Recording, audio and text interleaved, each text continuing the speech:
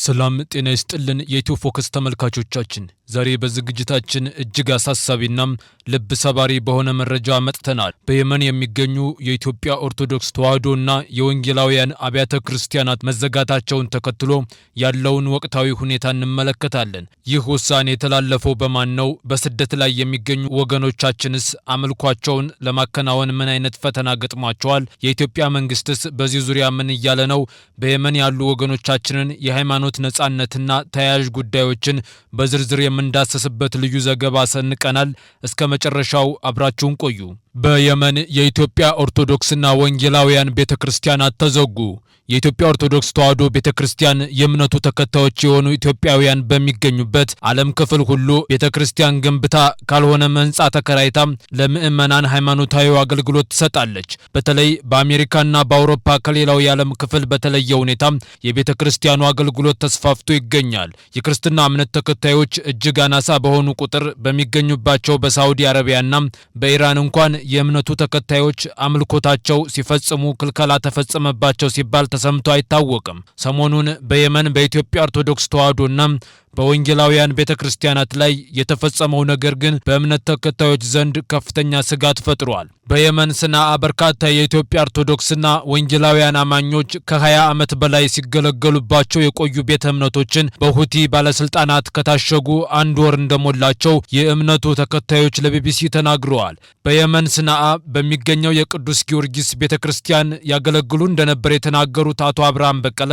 አምልኮ የሚያካሂዱበትና ልጆቻቸውን አማርኛ የሚያስተምሩበት ቤተክርስቲያን በሁቲ ባለስልጣናት የገና በዓል ሰሞን መታሸጉን ገልጸዋል። በአገሪቱ ዋና ከተማ ሰነአ ከ23 ዓመት በላይ የኖሩት አቶ አብርሃም ቤተክርስቲያኑ ከመዘጋተው በፊት ዘረፋ እንደተፈጸመ ጠቅሰው ተከትሎ ደግሞ 25 ዓመታት የቆየው የቅዱስ ጊዮርጊስ ቤተክርስቲያን ከገና በዓል በኋላ ታሽጓል ብለዋል። በሰነአ ከ20 ዓመታት በላይ መኖሩን የተናገረች የፕሮቴስታንት እምነት ተከታይም እንዲሁ ከኦርቶዶክስ ቤተክርስቲያን በተጨማሪ ቪክቶር በሚባል ህንዳዊ ከ25 ዓመት በፊት የተቋቋመና ኢትዮጵያውያን የወንጌል አማኞች የሚያመልኩበት ስፍራ መታሸጉን ግለሰቡን በቁጥጥር ስር መዋሉን ገልጻለች።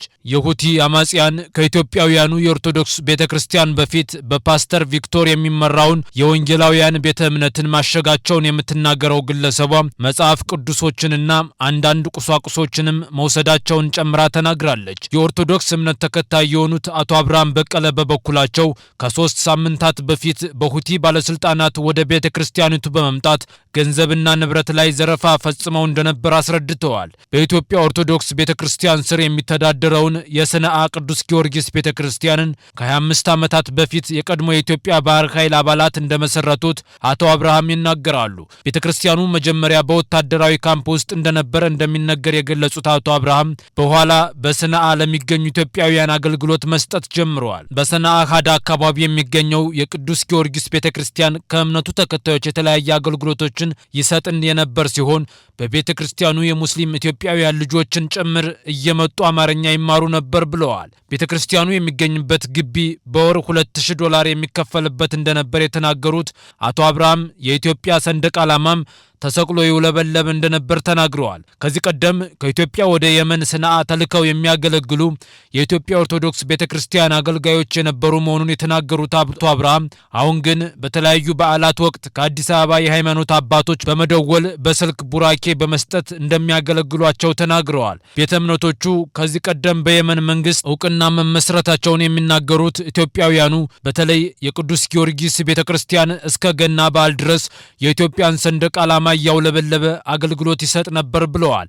አሁን ሰንደቅ ዓላማው ወርዶ የግቢው በር መታሸጉን የሚገልጽ ወረቀት መለጠፉን ጨምረው ለቢቢሲ ተናግረዋል። የቅዱስ ጊዮርጊስ ቤተክርስቲያን ላይ 5000 ያህል ኢትዮጵያውያን የኦርቶዶክስ እምነት ተከታዮች የሚያመልኩበት ስፍራ እንደነበር የተናገሩት አቶ አብርሃም አሁን ግን እዚህ ማምለክ አይቻልም በሚል መታሸጉን አስረድተዋል። ኢትዮጵያውያን የክርስትና እምነት ተከታዮች የሚያመልኩባቸውን ቤተ እምነቶች ስለታሸገበት ምክንያት ከሁቲ ባለስልጣናት በይፋ የተሰጠ ነገር የለም። ቢቢሲ ያነጋገራት ኢትዮጵያዊቷ የወንጌል አማኝ በፓስተር ቪክቶር የተቋቋመው ቤተክርስቲያን በሁቲ ባለስልጣናት ወረራ ከተፈጸመበት በኋላ ለራሷም ደህንነት እንደሰጋች ገልጻለች። እኔ ራሴ ፈርቼ ነው ያለሁት።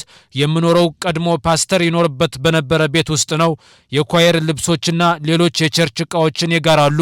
ፓስተር ቪክቶር በሚመራትና 25 ዓመት የቆየች ናት የተባለችው ቤተ እምነት ውስጥ እስከ 4000 የሚደርሱ ኢትዮጵያውያን የወንጌል አማኞች የሚያመልኩ እንደነበር የምትናገረው ኢትዮጵያዊት ሌሎች የኢትዮጵያውያን ወንጌላውያን ቤተ እምነቶች በፍርሃት የተነሳ አገልግሎት ማቋረጣቸውን ትናገራለች። በየመን ሰናአ ሐሰር በሚባል አካባቢ በሚገኘው የወንጌላውያን አማኞች ቤተክርስቲያን ዘወትር አርብ እንደሚያመልኩ የምትገልጸው ግለሰቧ የፓስተር ቪክቶር ቤተ እምነት ግን በየዕለቱ ምሽት 11 ሰዓት ጀምሮ የጾለትና የአምልኮ ስነ ስርዓት እንደሚካሄድ አብራርታለች። መጋቢ ቪክቶር በየመን ከባለቤታቸውና ከልጃቸው ጋር እንደሚኖሩና በቤተ እምነታቸው ውስጥ ኢትዮጵያውያን ብቻ እንደሚያመልኩ የምትናገረው የቤተ ክርስቲያኑ ተገልጋይ በተወሰነ ጊዜ መጠነኛ የገንዘብ ድጋፍ እንደሚያደርጉም ትጠቅሳለች። እስከ ገና በዓል ድረስ ለኢትዮጵያውያን ክርስቲያኖች አገልግሎት ሲሰጥ የቆዩት ቤተ እምነቶችን በባለስልጣናቱ በድንገት ለማሸግ ለምን እንደፈለጉ ቢቢሲ ያነጋገራቸው ግለሰቦች መረጃው እንደሌላቸው ተናግረዋል። የቅዱስ ጊዮርጊስ ቤተ ክርስቲያን ታቦት ከሁቲዎች ጋር ባላንጣ የሆነችው ሳውዲ አረቢያ በ2015 በሁቲ አማጽያን ላይ የተጠናከረ የአየር ድብደባ በምትፈጽምበት ወቅት ወደ ሌላ ስፍራ መወሰዱን የተናገሩት አቶ አብርሃም ከዚህ ውጭ ማንኛውም ክብረ በዓል በድምቀት በግቢው ውስጥ ያከበሩ እንደነበሩ ገልጸዋል። የሁቲ ባለስልጣናት ከ3 ሳምንታት በፊት ቤተክርስቲያኒቷን ባሸጉበት ወቅት በስፍራው በቋሚነት እያገለገሉ የነበሩ አንድ ካህን እንደነበሩ አቶ አብርሃም ገልጸው ባለስልጣናቱ አገልጋዩን በማስጠራት ቤተ እምነቱን አሽገውታል ብለዋል። በአሁኑ ወቅት ቤተክርስቲያኗ ቅጥር ግቢ ውስጥ ታቦቱ ባይኖርም የተለያዩ ክብረ በዓሎች ይከበሩ እንዲሁም ለሕፃናት አማርኛ እንዲማሩ ይደረግ እንደነበር ተናግረዋል። በዚህ ዓመት ጥምቀት አላከበርንም ያሉት አቶ አብርሃም ከመታሸጉ በፊት ግን ለመስቀል ደመራ እንዲሁም ከገና በዓል በኋላ ጥምቀት እንዲሁም ዓመታዊ የንግስ ክብረ በዓላት በድምቀት ይከበሩ እንደነበር አስታውሰዋል። በቤተ ክርስቲያኑ ውስጥ ከአማርኛ ቋንቋ በተጨማሪ የኢትዮጵያ ኦርቶዶክስ ተዋሕዶ ቤተክርስቲያን የእምነት ስርዓት እንዲሁም የኢትዮጵያ ባህልና ታሪክ ላይ ትምህርት እንደሚሰጥ ተናግረዋል። የኦርቶዶክስ እምነት እንዲሁም የወንጌል አማኞች በአሁኑ ወቅት የሚያመልኩበት ስፍራ እንደሌለና በፍርሃት ውስጥ እንደሚኖሩ ለቢቢሲ ተናግረዋል። ቢቢሲ በኢትዮጵያውያን ቤተ እምነቶች ላይ የወሰዱትን የመዝጋት እርምጃዎችን በተመለከተ ከሁቲ ባለስልጣናት ምላሽ ለማግኘት የሚመለከታቸውን አካላት ለመለየትና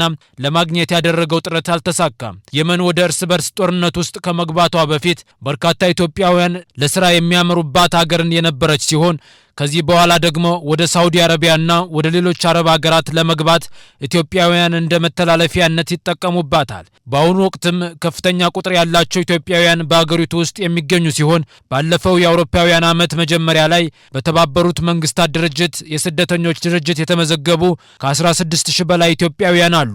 ከዚህ በተጨማሪም በየመን ውስጥ ያልተመዘገቡና በአገሪቱ ውስጥ በርካታ ቁጥር ያላቸው ስደተኞችና ጥገኝነትን ጠያቂ ኢትዮጵያውያን እንደሚገኙም ይታመናል።